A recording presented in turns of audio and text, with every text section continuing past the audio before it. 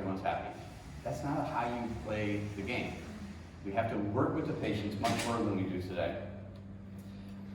We have better ways to make those magic bullets.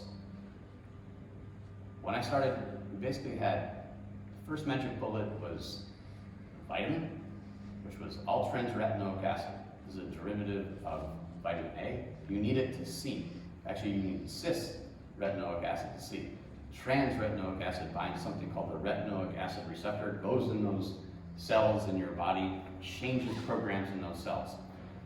Chinese medicinal doctors, herb doctors, figured out that retinoic acid helped people with a certain kind of leukemia. That actually became the first magic bullet. Then blockers of the estrogen receptor, androgen receptor became magic bullets, and then Gleevec, which you've all heard about. We now have maybe 20 to 30 of these so-called magic bullets that go after Achilles heels. But the best thing is, we figured out how to make more Achilles heels in cancer cells. So any part of the cancer cell can now be targeted by chemicals because we have better chemistry. And this is a huge advance. And we're starting to see the first medicines in the clinic today. And so I think every form of cancer has Achilles heels that can be targeted. So to me, that means every patient with cancer should go on an Achilles heel trial. And when you go to your doctor, you can say, "Doc, is this the Achilles heel trial?" And they'll say, "What are you talking about?" Because we don't call it that. But that's what we need for every type of cancer. And the reason we need Achilles heels trials is that that's the best way to weaken your cancer. The immune system that I've talked about, and I've talked about how impressed I was when President Carter got saved and when these children with DIPG got better. Remember, the immune system failed initially. You're trying to reform the immune system to get it to work the second time. Cancer slipped through the first time. Well, the immune system works best when it's going after something foreign, like an infection. That's why you have an immune system. Well, the immune system works best also when it goes after something weak, something injured. An Achilles heel therapy weakens the cancer. It's like a picador. It's not politically correct to talk about bullfighting. The picador is probably the most important person in the bullfight. Weakens the bulls so the matador doesn't get killed. That's how it works. That's what we need. That's what Achilles heel therapies will do. They will weaken the cancer, and then whatever matador will have a better chance. And in this case, I'm saying the matador is the immune system. There are other matadors that could come to the surface too. So I think new medicines are definitely coming. So you should ask your doctor, am I on an Achilles heel treatment? And they're going to say, who told you about these treatments? I went to this lecture by you can blame me. Although again, it's never published, so there's going to be no unless you record. Are you recording this? You must be recording this out of the sound. Are you recording this? No. Hey. I see you're texting things. So I'm going to tell you how I apply this kind of philosophical context to pancreas cancer. And so I'm a pancreas cancer doctor and scientist. And when I trained to be a medical doctor, I was going to be an HIV doctor because everyone died. So I was in East Baltimore. A third of my patients, they were admitted. They were, essentially, they were dying so quickly that, they would have a fungal infection, bacterial infection, and a cancer at the same time. It was crazy. And they were young people too.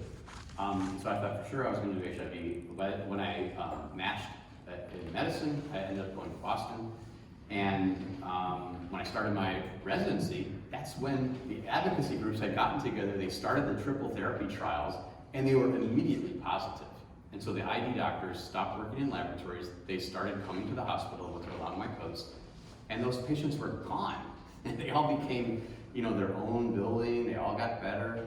And I was, left as a intern and resident with heart failure and cancer, which, they were all puzzles, right? So, cardiology is this amazing field where, we have improved the lives of so many folks who have heart problems.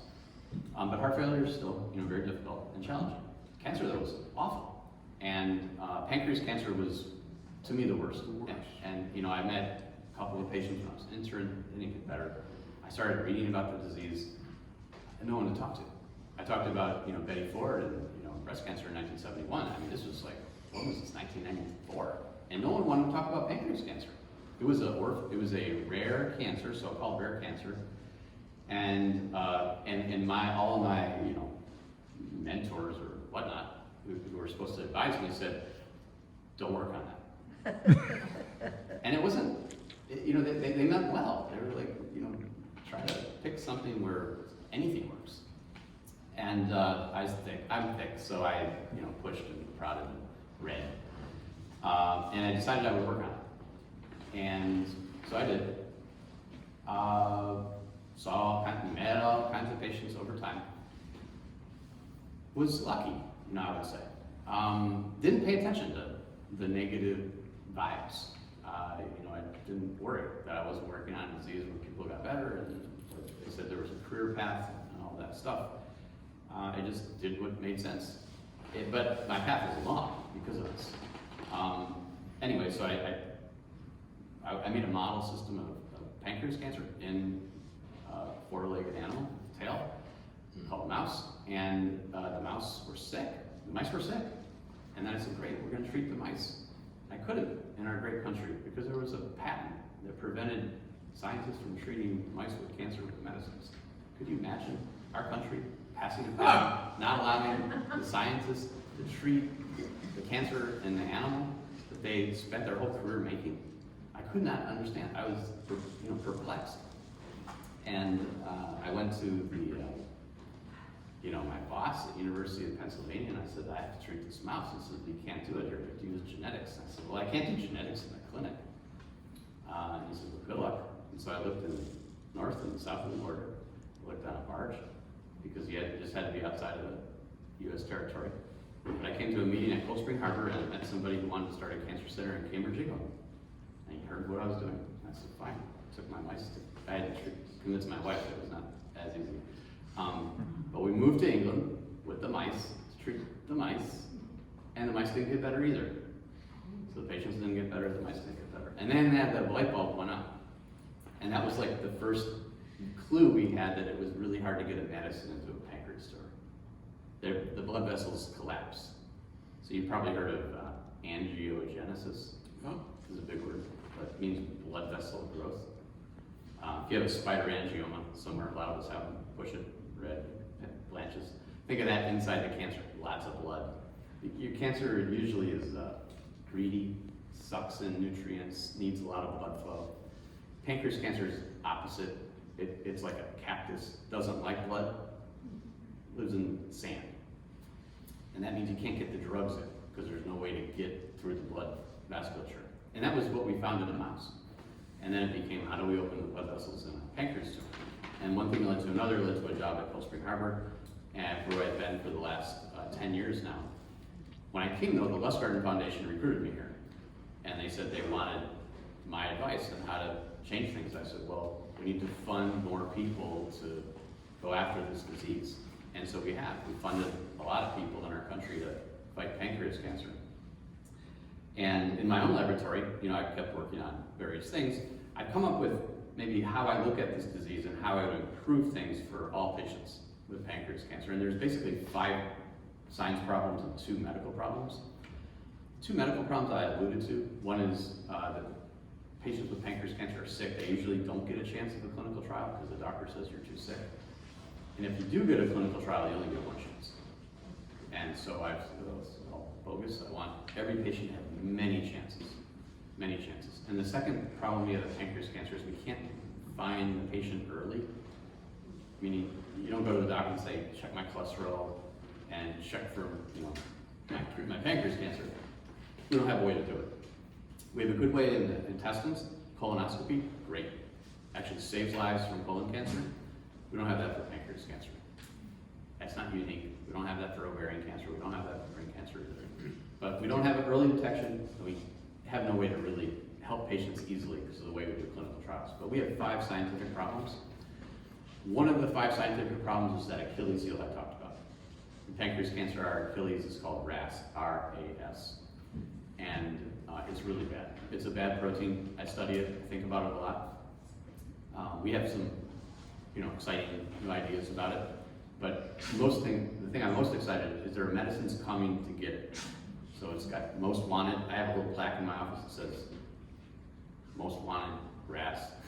I make everyone come in my office and read the damn plaque so that they understand that they should be angry at this target and think cleverly about how to target it.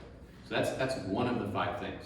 But the other 5 things are not RAS. They're things like inflammation. So what is inflammation? Well, inflammation, we have inflammation so the body can repair itself. Because, again, we didn't evolve with cancer as part of the blueprint. Cancer, again, is it's in the design. It's a design flaw.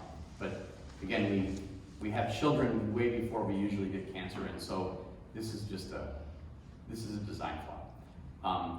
But inflammation is something when you cut yourself, when you have a crush injury, a burn injury, that sort of thing, or infection. It's how your inflammatory cells, different from immune cells, come in to eat things that aren't supposed to be there, be it microbes, be it damaged cells, etc. And when inflammation happens in certain parts of your body, it causes regeneration, because first you clear, then you regrow. So when you regrow, you stimulate proliferation, more cells. Fill the gaps in. I just drove here.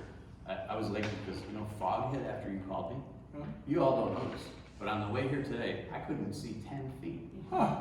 Crazy amount of fog. Wow. But that, when I'm in fog on the water, I like stop and but I kept driving. Inflammation causes proliferation. I was going to say something about the roads. Roads are beautiful. Y'all pay your taxes. You have nice roads. When you make new roads in your body, when you get to be an adult, those new roads usually cause problems because you're stimulating a lot of embryologic programs, and cancer is kind of like that. It's like it's sort of that cell that never gets old. And any inflammation stimulates regeneration, and regeneration always promotes cancer. So I think inflammation happens every time, in everybody who gets cancer. And if you can slow down inflammation, that would be great. How can you do that? Well, in the pancreas, your pancreas is behind your stomach. It's not something you can feel with your hands. It's shaped like a banana, maybe a little bit soft, and it allows you to digest food. So you eat, and all the digestive enzymes that you marinate and cut up big molecules into small molecules come from your pancreas. Second job is to balance your blood sugar. Diabetics have problems with that part, right? Obviously. That's the job of the pancreas. The cancer of the pancreas has not anything to do with those 2 topics. Cancer of the pancreas are the tubes that the digestive enzymes flow down into your intestines. And those are the cells that we think give rise to the disease. Now, inflammation is when your pancreas usually starts to get too excited, and so it digests itself.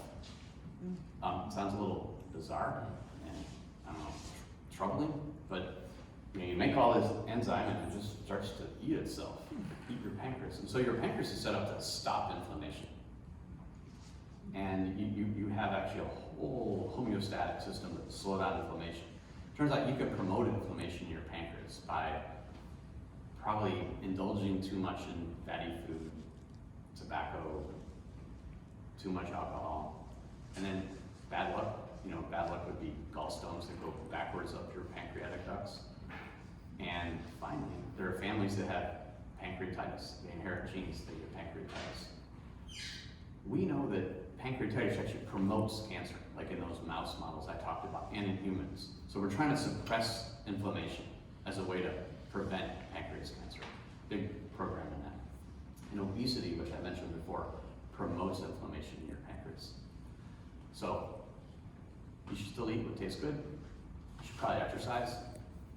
Probably don't smoke. Probably a glass of wine every other day is no one's going to argue with you about. But there are ways probably to improve your health of your pancreas by reducing inflammation. There may be medicines to do it too. We're investigating that. What else? There's something called the stroma. The stroma is this metaphor I always give is oatmeal cookie. You all know what they are. Maybe some of you like them. I like them. There are raisins and there's oatmeal. The oatmeal is around the outside. The raisins are the cells, let's say, cancer cells. The oatmeal of chronic pancreatitis or pancreas cancer is why the blood doesn't get in, why the drugs don't get in. that material promotes this disease, actually makes the cells behave aggressively, makes them spread through the body. And so understanding what that oatmeal is doing is a big deal. And we work on that. So inflammation, we're trying to suppress it. Stroma, we're trying to change it so it's less of a concrete shield and more porous, but also less promoting of cancer behavior. The third thing is metabolism. You think of metabolism as your physiologic entity. You gotta eat, your food is processed in your stomach, your intestines absorbed, it's your liver, you make proteins, and various nutrients go to your muscles, brain, and all the rest of your vital organs. The cancer cell metabolic system is different from normal. It's a little bit haywire. The cancer cells are very, very greedy. They will steal endlessly from any cell around them. They will pull any nutrient they can. That's great, because all those pulling processes become Achilles heels. Right? So anything that's weird about cancer ultimately becomes an Achilles heel, becomes unique about it. We learned that pancreas cancer cells love cholesterol. So you think of cholesterol as a heart thing, keep it at a certain level or else you'll have hardening of your arteries. Still listen to your doctors about that. Cancer cells use cholesterol differently, and they use it in a way that is surprising to some people. So there's a pathway to make cholesterol, or you can eat it. If you eat it, it comes into the cell through a specific receptor. You can make it, though, from sugar or glutamine, a type of amino acid, by stapling together carbons. You all remember organic chemistry very fondly, right? Organic chemistry is like the Legos of biochemistry, right? So in the end, it actually all makes sense. And so you make your own cholesterol. While you make it, it's almost like distilling petroleum. When you want natural gas, and you want something less pure like diesel, and you want something, 95%, octane. On the way of distilling, you make these 15 and 20 carbon chains, so it's like a rope, that you need to get that RAS protein to the membrane. And so pancreas cancer cells drive the cholesterol pathway not because they care about cholesterol, but because they want the side products. So it's a criminal thing, and they only take the one part that actually makes them strong. And so we figured that out, and that becomes something we're targeting as a metabolic target. And then the last sort of science thing is what has made cancer hard for patients, made cancer endless for scientists, and which is this issue about cancer changing. So the cancer could look like me, and then we treat me, and then tomorrow we see Duncan. It just changes just as rapidly as that. And you ask, well, does that mean the medicine that treated me didn't work? It's like, well, it could have worked great. But if you only get me 99 times, one time you miss, and by tomorrow you have a couple of him. And remember, the way we treat our patients is, we'll treat you today, and next week we're gonna check your blood, and maybe give you some more medicine. And then in 2 months we're gonna do a scan. So, well, we're never gonna win because of how we're playing chess. We have to sit there and make sure that as we treat me, we're treating Duncan at the same time. We have to have this way to actually go after the whole entity of cancer, which includes this kind of plasticity component. So it sounds almost like science fiction, but that's what makes cancer hard. The fact that you go after one thing, and it may work great, but you can't tell because there's some other process that comes up just as rapidly, and you select for that process. And just knowing that now changes things for all of us and suggests to us that we have to change the way we take care of patients. We're going to need Achilles heels, but we're going to need multiple Achilles heels for each cancer. We're going to need the picador, which we think are the Achilles heels, but we will need the matador, which will be the immune system as well as other medicines. And as I said before, we have to do inflammation, stroma, and metabolism at the same time. So I just gave you a more sciencey angle to this disease I've been focusing on for the last 20 years. No more, 25 years. More, 28 years. And I think if we can change things in pancreas, we can definitely change things in all the other cancers too. And I hope that your organization, which is really a patient advocacy group, thinks about what it wants to accomplish, locally.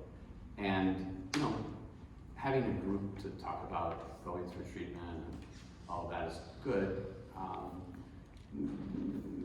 Maybe, encourage you to have a goal with your nearest medical institute that you work most with, Stony Brook or Northwell, or doesn't matter, someplace.